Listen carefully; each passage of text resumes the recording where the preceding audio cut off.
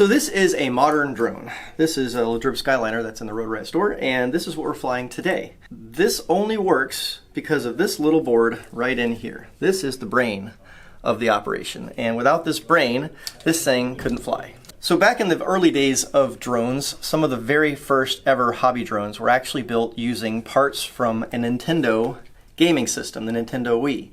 And I thought it would be really cool to go back in time and learn how that worked and learn how drones became as awesome as they are today and the way that they fly as good as they do today. So we're going to go back in time a little bit and we're going to talk about the history of flight controllers. So the flight controller of the drone basically controls all of the actions that happen in flight. It tells the electronic speed control how fast to spin each motor. It also uses a built-in gyro that will tell the flight controller what the drone is doing at all times, what kind of outside forces the drone is experiencing, for example from wind and things like that. So in the very beginning of multi-rotors and hobby drones, they combined Wii parts with Arduino boards and software to create a platform called Multi-Wii. And Multi-Wii basically stands for multi-copter and a Wii controller. They combined the two together with the software and the hardware, and they came up with Multi-Wii.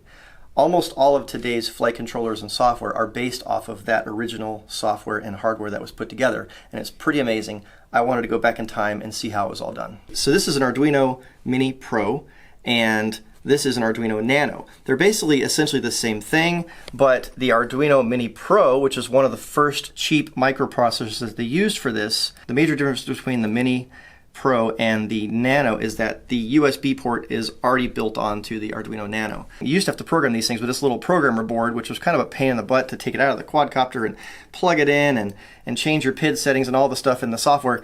Anyway, so today we're just going to skip all that and build it with the Arduino Nano. So what made the Nintendo Wii remote special in the very beginning was the fact that when you were playing a game, you could swing it back and forth and make a bowling ball go down the lane or control Mario Kart with the steering wheel. And it was a unique gaming platform that brought motion into the gaming world. And the way that it worked was it has gyros and accelerometers built into the actual controllers. So what they did back in the day was these controllers were a cheap way to make a flight controller back when electronics were expensive. And you could just pull apart the internal guts, rip out the gyro from the controller, rip out the accelerometer from the nunchuck, and you could build yourself a drone. Today we don't really care too much about the accelerometer, at least not in freestyle drones, because we don't want self-stabilized flight. We want to freestyle, we want to fly completely in manual control. So I didn't take the time to actually rip apart the nunchuck to get the accelerometer out of it, but I'm not going to do that today. I'm just going to show you guys how to actually make a flight controller, just to show you how everything worked back in the day, and we're going to go through the build process and see what it takes to turn a Wii controller into a flight controller. What I wanted to do was to take really old software and hardware and combine it with today's technology and see how it flies. So I'm actually going to be using modern ESCs, modern motors, modern frame, and a modern control link. We're going to be using Crossfire with this, and we're going to build a drone where we're only going to be changing the flight controller, and we're going to see if an old flight controller can fly decently with today's technology. The reason I'm using a Crossfire is because the great thing about the Crossfire, and the one reason that I love it, is that you can actually program each of these 6 pads to do whatever you want. You can program them to be S-Bus, or you can program them to be PWM.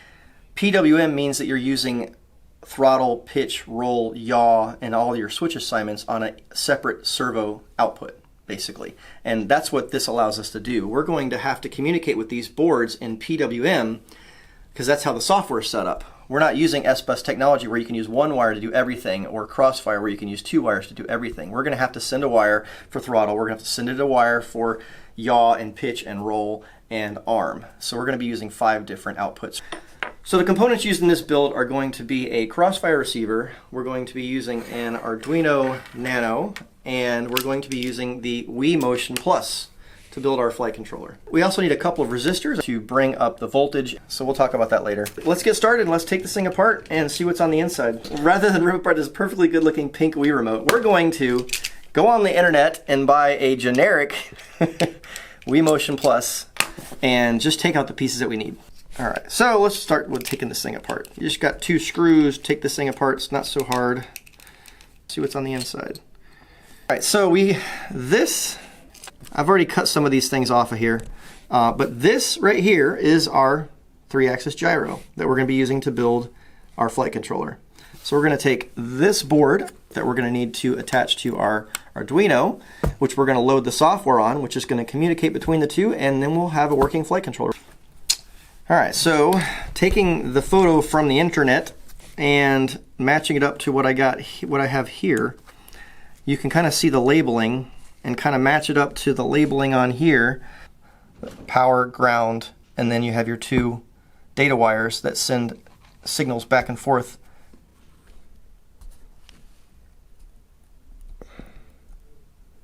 There we go. So these are the 4 wires that we're going to need to hook from our gyro. So this red and black is going to actually go to our PDB, our power distribution board, because this is the 5-volt input that is needed for the Arduino to have power. Then the Arduino is going to send out 3 volts to the gyro to power the gyro, and then we're going to have our transmit and receive from the gyro to the flight controller.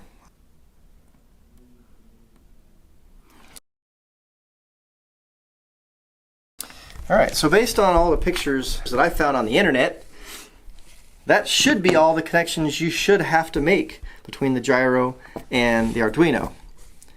But I was wrong. So as time went on with this project, they learned that they needed to use a couple of resistors to step up the voltage on these 2 data wires so that it would provide the proper voltage to be accurately sending the right data all the time. It turns out that after a little bit of testing, people started realizing that the hardware wasn't completely sufficient in that orientation. So what we're going to do is we're going to hook 1 resistor from 5 volts to the SDA, and we're going to hook up 1 resistor from 5 volts to the SCL, and that's going to step up the voltage on those 2 pads going into the Arduino to a higher voltage, allowing it to get proper data pulses. Hook these guys right there, cut off the excess. I'm going to clip off the excess here. So this is pretty much all of the connections that we need. So I've already got a drone that I tore apart and I stole the flight controller out of, so we could insert this flight controller into that body and basically mix old technology with new technology and see how it does. I'm going to be using 1, 2, 3, 4, 5, 6, 7 of these pads. Not all 8 of them, but we're going to be using ground, power, and channel 1 through 5.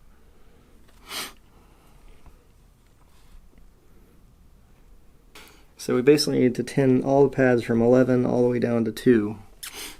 So we're going to tin all the pads from 11 to 2, D2 to D11. So we're going to be using all those pads.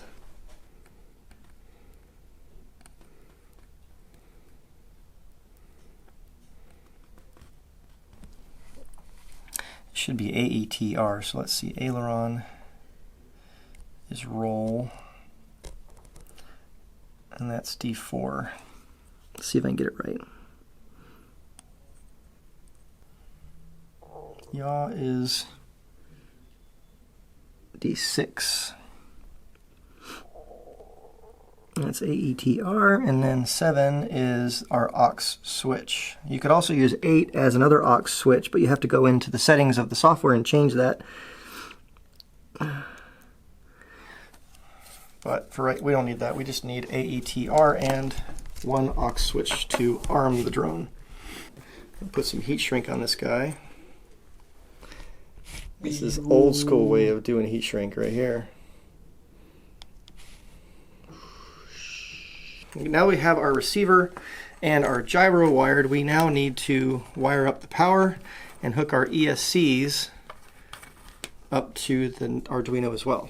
So I'm going to pull the top plate off of this and start wiring up the PDB and the ESCs. And then we're going to be basically done, ready to do our first test flight. So we're going to wire up our 5 volts. There we go. And I got 5 volt bridged. Now my power and ground will be 5 volts.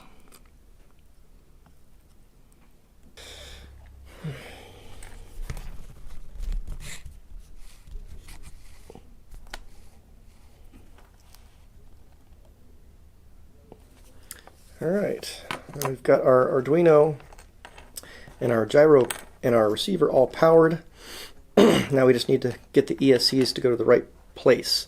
There's been many pictures I've looked at, and they were all different as to which motor went to which pad.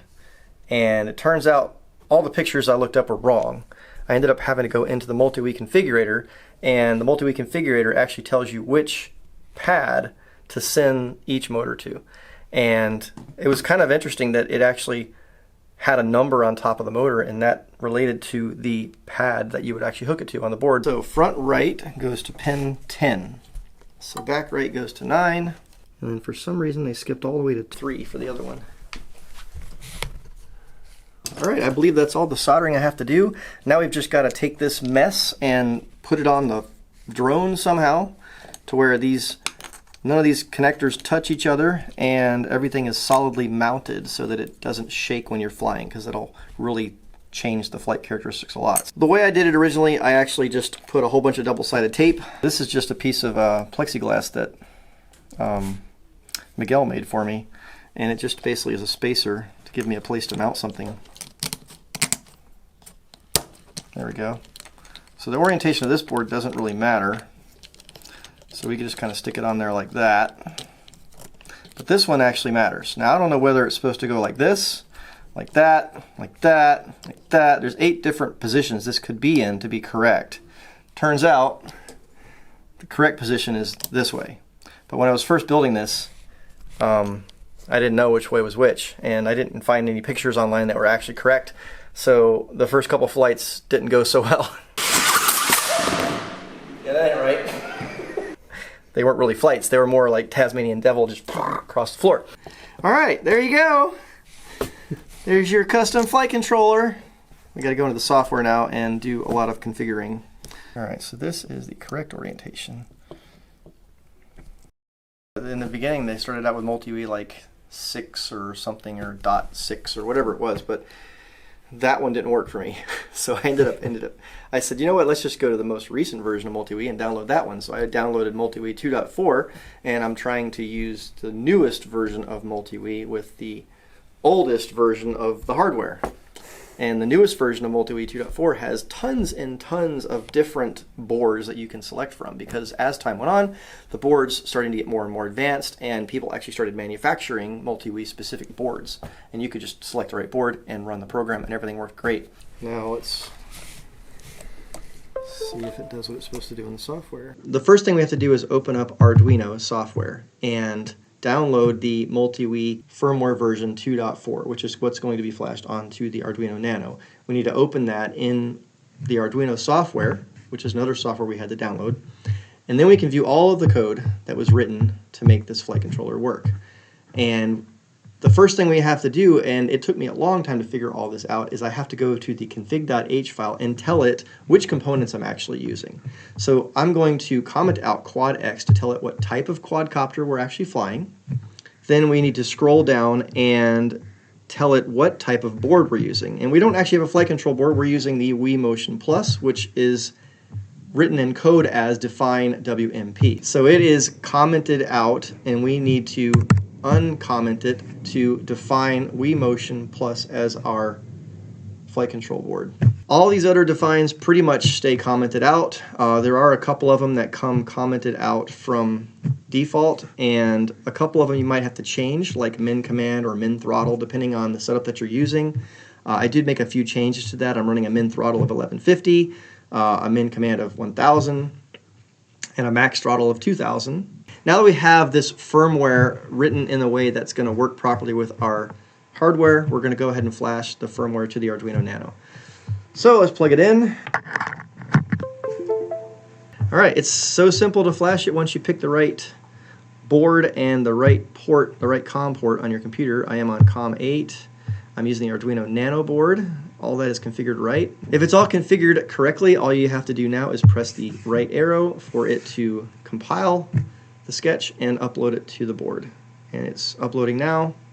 When it's done, it should say uploading done if there's no errors, and if it does say done uploading, then you've successfully flashed the firmware to your Arduino board. Now that we have flashed the firmware to the board, we can close the Arduino software and open up the Multi-Wii Configurator, which is the other program that you need to download in order to make this work.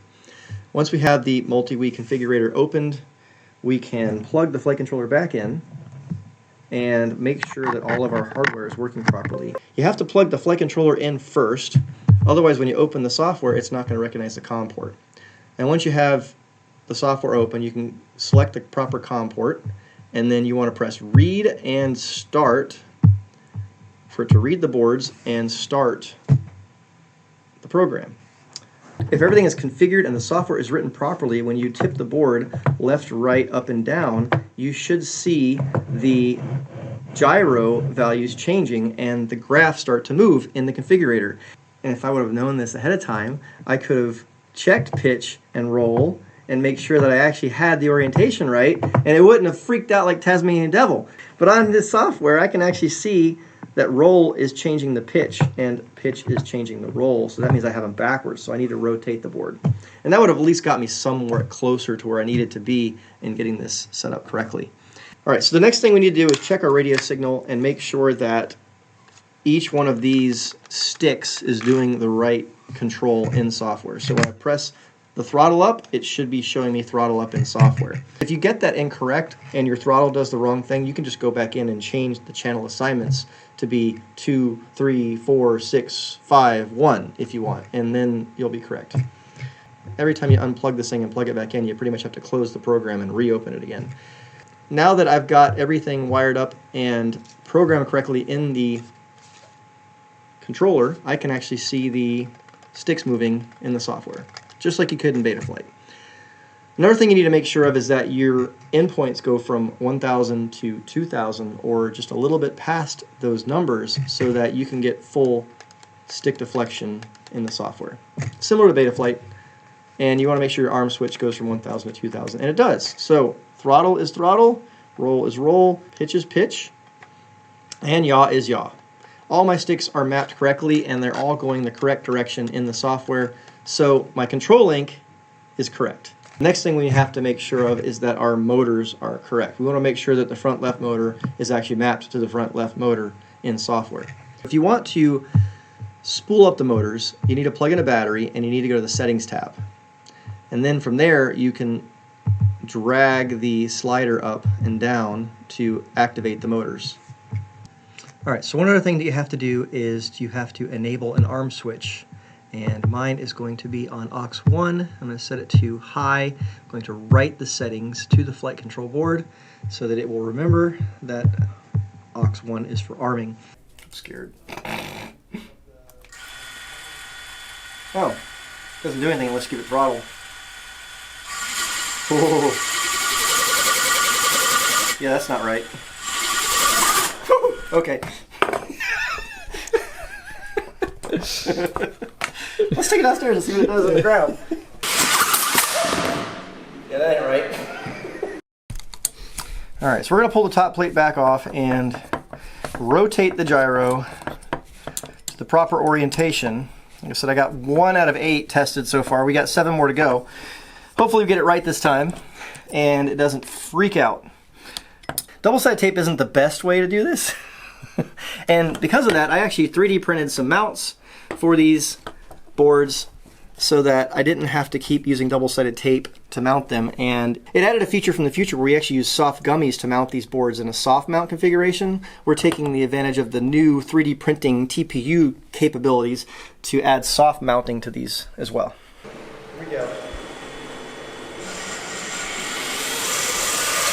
Forward, backwards. So far so good. Alright. Alright, disarm, disarm! It doesn't want to disarm. It's flying! It's a Nintendo drone that actually flies like crap, but it's flying. Hey Tyler, you want to tune this for me? That is not how we build drones. We build something like that?